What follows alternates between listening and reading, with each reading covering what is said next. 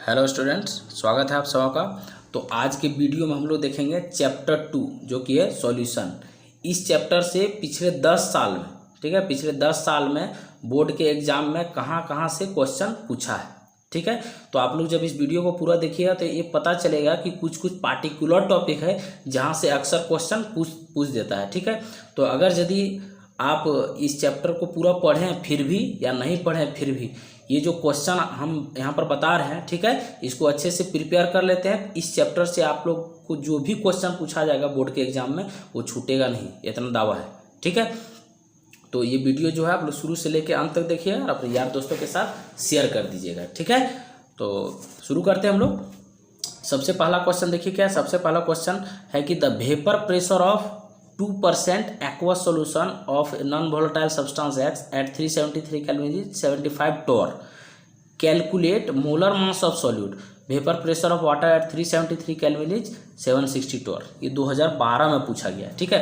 कहने का मतलब यहाँ पर ये देखिए, जो ये क्वेश्चन दिया हुआ है तो आप लोग पढ़े होंगे Raoult's law of relative law of vapour pressure, delta P by P naught is equal to mole fraction of solute, ठीक है। इसी फार्मूला से ये जो है क्वेश्चन सॉल्व होगा। यहाँ मोल fraction of solute, number of mole of solute by number of mole of solute plus number of mole of solvent करते हैं। ये पढ़ेंगे आप लोग, नहीं पढ़ेंगे तो ये जो फार्मूला है आप लोग इसको प्रैक्टिस कर लीजिएगा, ठीक है। तो यहाँ से देखिए, यहाँ से हम लोग को क्या पूछा है, न्यूमेरिकल पूछा है। अब हो सकता है यहाँ से क्या पूछ दे, Raoult's law of relative law of vapour pressure का स्टेटमेंट भी पूछ सकता है, ठीक है। तो कहने का मतलब न्यूमेरिकल के साथ साथ इसको थ्योरी भी कंप्लीट कर लिया। मतलब रॉल्स लॉ ऑफ, जो आप लोग क्वालिटेटिव प्रॉपर्टी 4 पढ़ते हैं उसमें है relative law of vapour pressure, तो उसको अच्छे से प्रिपेयर कर लीजिएगा, ठीक है। बढ़ते हैं अगले क्वेश्चन की तरफ। Question number 2। क्वेश्चन नंबर 2 में देखिए क्या है। क्वेश्चन नंबर 2 में देखिए क्या है। क्वेश्चन नंबर 2 में है right Rawls law of relative law of vapour pressure. देखिए अभी बोलते हैं यहाँ पर दे दिया ऑफ सॉल्यूशन कंटेनिंग वोलाटाइल, ए में वोलाटाइल सॉल्यूट, बी में नॉन वोलाटाइल सॉल्यूट, ठीक है। अब इसको दूसरे तरीके से पूछ दिया है। ये कब पूछा है, 2013 में, ठीक है। तो यहाँ पर देखिए अभी बताए थे कि Rawls law of relative law of vapour pressure पूछा है एक वोलाटाइल सॉल्यूट के लिए, जो आप लोग पढ़ेंगे PS is equal to mole fraction, दो component x A P naught A का A P naught A plus का बी पी नॉट बी, ये हो गया वोलाटाइल के लिए। और नॉन वोलाटाइल के लिए अभी जो बताएं delta P by P naught is equal to mole fraction of solute. तो यहाँ आप लोग वोलाटाइल के लिए पढ़ लीजिएगा स्टेटमेंट इसका जो है पूरा, और नॉन वोलाटाइल के लिए, ठीक है। तो इस पॉइंट को आप, इस टॉपिक को आप लोग पूरा कंप्लीट कर लीजिएगा। इस पर न्यूमेरिकल भी दिया हुआ है NCERT में, PS इक्वल टू का A P naught A plus का बी पी नॉट बी, इस पर न्यूमेरिकल भी प्रैक्टिस कर लीजिएगा, ठीक है।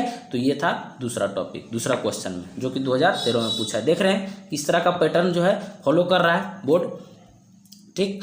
बढ़ते हैं अब अगले क्वेश्चन की तरफ। क्वेश्चन नंबर 3 में देखिए, क्वेश्चन नंबर 3 में क्या है। क्वेश्चन नंबर 3 में है, क्वेश्चन नंबर 3 में डिस्कस द फॉलोइंग। तो इसमें कुछ बोला है आपको एक्सप्लेन करने। पहला है ऑस्मोसिस, ठीक है। दूसरा में है ऑस्मोटिक प्रेशर। तीसरा में है सेमी परमिएबल मेम्ब्रेन, ठीक है। मतलब यहाँ पर आप लोग को इसका स्टेटमेंट जो है याद कर लेना, ऑस्मोसिस किसको बोलते हैं, ठीक है। तो इसमें क्या होता है, movement of solvent particle from low concentrated solution to high concentrated solution through semi permeable membrane, ठीक है। इसका स्टेटमेंट आप लोग पढ़े होंगे। ऑस्मोटिक प्रेशर कैसे डिफाइन करते हैं, ठीक है, इसका पूरा यहाँ पर van't Hoff's law osmotic pressure देख लीजिएगा। सेमी परमिएबल मेम्ब्रेन किसको बोलते हैं, सेमी परमिएबल मेम्ब्रेन उसको बोलते हैं जिससे होकर सिर्फ सॉल्वेंट पार्टिकल पास करता है। तो किसमें पूछा है, 2014 में, ठीक है। मतलब जो चौथा क्वालिटेटिव प्रॉपर्टी ऑस्मोटिक प्रेशर, उसी में ये सब है, तो उसको भी आप लोग कंप्लीट कर लीजिएगा, ठीक है। बढ़ते हैं अगले क्वेश्चन की तरफ। क्वेश्चन नंबर 4 देखिए, ये जो था आपका तीसरा नंबर क्वेश्चन, ये कब पूछा है, 2014 में, ठीक। बढ़ते हैं अगले क्वेश्चन की तरफ। क्वेश्चन नंबर 4 देखिए, क्वेश्चन नंबर 4 में क्या है। क्वेश्चन नंबर 4 में है boiling point of water at 750 mm of Hg is 96.63 degree Celsius. How much sucrose is to be added to 500 gram of water such that it boils at 100 degree Celsius. ये NCERT का question है, ठीक है। मतलब ये किससे, कौन सा क्वालिटेटिव प्रॉपर्टी से पूछा है, आपका एलिवेशन ऑफ बॉइलिंग पॉइंट। ये formula delta TB is equal to KB into molality of solution, ठीक है। मतलब ये आपका हो गया elevation in boiling point, clear कर लीजिएगा। यहाँ से न्यूमेरिकल बना लीजिएगा, इसका क्या स्टेटमेंट है। तो Raoult's law of elevation of boiling point क्या है कि elevation in boiling point directly proportional to molality of solution, ठीक है। यहाँ प्रोपोर्शनलिटी कांस्टेंट के भी आया था, इसको मोलर एलिवेशन कांस्टेंट बोलते हैं, ठीक है। तो ये इस पर न्यूमेरिकल डेल्टा टीवी पर आप लोग न्यूमेरिकल इसका स्टेटमेंट क्लियर कर लीजिएगा, यहाँ से हो जाएगा, ठीक है। बढ़ते हैं अगले क्वेश्चन का। देखिए ये कब पूछा था, 2014 में ही पूछा है, ठीक। अब देखिए अगला क्वेश्चन क्या है, क्वेश्चन नंबर 5 में देखिए, जो कि 2015 में पूछा है।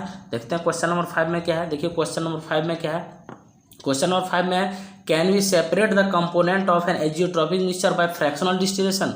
यहाँ आपसे क्वेश्चन पूछ दिया है, 2015 में पूछा है, ठीक है। एजियोट्रॉपिक मिक्सचर जो कि सॉल्यूशन का लास्ट टॉपिक है, उससे क्वेश्चन पूछ दिया है।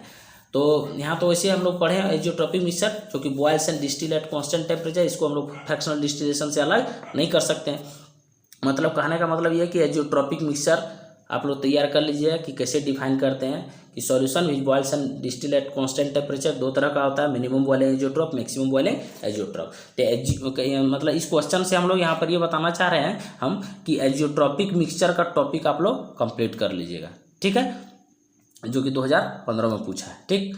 अब बढ़ते हैं अगले क्वेश्चन की तरफ, क्वेश्चन नंबर 6 में। देखिए क्वेश्चन नंबर 6 में जो कि अक्सर पूछ देता है, क्वेश्चन नंबर 6 में देखिए क्या, define the following term, molarity हो गया, मोललिटी हो गया, मोल फ्रैक्शन हो गया, ये भी किस में पूछा है, 2015 में। तो ये सब टॉपिक जो है जनरली पूछ देता है। इसको मोलरिटी, मोलालिटी और मोल फ्रैक्शन ये स्टेटमेंट के साथ साथ इस पर न्यूमेरिकल प्रैक्टिस भी कर लीजिएगा, ठीक है। हो सकता है यहाँ से न्यूमेरिकल भी पूछ दे, ठीक है।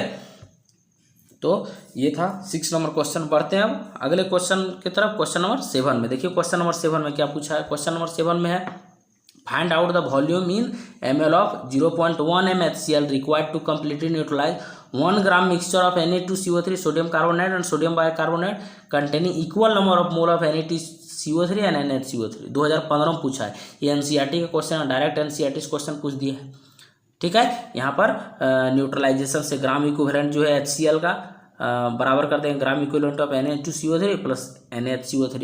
यहाँ से ये क्वेश्चन सॉल्व हो जाएगा। डायरेक्ट एनसीईआरटी का क्वेश्चन है, मतलब जो है एनसीईआरटी का न्यूमेरिकल भी आप लोग जो है ये सब प्रैक्टिस कर लीजिएगा, ठीक है। तो ये था 7 नंबर क्वेश्चन। अब देखिए 8 नंबर क्वेश्चन में क्या है, 8 नंबर क्वेश्चन में देखिए क्या है, 8 नंबर में है 6.02 × 10⁻20 molecules of urea are present in 100 ml of its solution. What is the concentration of urea solution? मतलब मोलारिटी अभी बताए थे कि मोलारिटी डिफाइन करने को पूछ सकता है, उस पर न्यूमेरिकल प्रैक्टिस कर लीजिएगा। देखिए आपको ये 2017 में पूछा है, तो मोलारिटी टर्म भी आप लोग डिफाइन करना है, उस पर न्यूमेरिकल, मोलारिटी का टर्म कैसे डिफाइन करते हैं उस पर न्यूमेरिकल, सब प्रैक्टिस कर लीजिएगा, ठीक। अब देखिए क्वेश्चन नंबर 9 में, क्वेश्चन नंबर 9 में क्या है, क्वेश्चन नंबर 9 में है distinguish between molarity and molality. पहले भी पूछा है, देखिए मोलारिटी और मोलालिटी टॉपिक को भी आप लोग क्या कीजिएगा, कंप्लीट कर लीजिएगा। देखिए रिपीट हो रहा है, तो पैटर्न को समझना है, क्वेश्चन के पैटर्न को किस तरह से रिपीट करता है। कुछ कुछ टॉपिक खास है जो अक्सर उस पर कभी डिफिनीशन पूछ दिया, कभी न्यूमेरिकल पूछ दिया। देखिए 2017 में पूछा है, ठीक। अब देखते हैं क्वेश्चन नंबर 10 में। क्वेश्चन नंबर 10 में देखिए क्या, क्वेश्चन नंबर 10 में an anti freeze solution is prepared from 2.6 gram of ethylene glycol and 200 gram of water. Calculate the molality of the solution if the density of solution is 1.072 gram per ML, then what shall be the molality of the solution. ये भी direct NCERT से question है, ठीक है। तो numerical practice आप लोग NCERT का जो एक्सरसाइज वाला क्वेश्चन है उसको प्रैक्टिस कर लीजिए, ये भी डायरेक्ट एनसीईआरटी से। तो देखिए यहाँ भी मोलारिटी से क्वेश्चन पूछ दिया है, तो पैटर्न देख रहे हैं, ये 2018 में पूछा है, 2020 में भी पूछा है। तो देख रहे हैं कुछ कुछ खास टॉपिक है जहाँ से क्वेश्चन क्या हो रहा है, रिपीट हो रहा है, ठीक। अब देखते हैं हम लोग क्वेश्चन नंबर 11। क्वेश्चन नंबर 11 में देखिए क्या, क्वेश्चन नंबर 11 में calculate the vapour pressure of water eight 293 kelvin when 25 gram glucose is dissolve in 450 gram of water. तो देखिए यहाँ से पूछ, ये जो क्वेश्चन है इससे बनेगा वही relative volume vapour pressure delta P/P0 is equal to mole fraction of solute. इसी को ब्रेक करते हैं, n solute number of mole of solute by number of mole of solute plus number of mole of solvent, ठीक है। तो हम लोग यहाँ पर देख लिए कि अभी तक जो है 10 साल के क्वेश्चन में कुछ कुछ खास टॉपिक जैसे relative volume vapour pressure, osmosis, osmotic pressure, आपका एलिवेशन इन बॉइलिंग पॉइंट, ठीक है, मोलारिटी, मोलालिटी, इसका डेफिनेशन पूछ रहा है या फिर उससे न्यूमेरिकल पूछ रहा है। तो इसको जो है इस टॉपिक पर, मतलब ये जो यहाँ पर हम क्वेश्चन का यहाँ दिए हैं पूरा कंबाइन करके, तो इस टॉपिक को आप लोग अगर पूरा बढ़िया से पढ़ लेते हैं, इस पर क्वेश्चन प्रैक्टिस कर लेते हैं, तो इस बार के बोर्ड के एग्जाम में एक भी क्वेश्चन जो है नहीं छूटेगा, ठीक है। तो अगला चैप्टर जो है हम लेके आएंगे इलेक्ट्रोकेमिस्ट्री का, उससे वेरी वेरी इसी तरह से 10 ईयर का जो है very very important question subjective question जहाँ से हम लोग देखेंगे वहाँ पर भी इलेक्ट्रोकेमिस्ट्री में किस कौन कौन सा टॉपिक है जो वेरी वेरी इंपॉर्टेंट है। ठीक है, तो ये वीडियो जो अपने यार दोस्तों के साथ शेयर कर दीजिएगा। मिलते हैं अगले वीडियो में। धन्यवाद।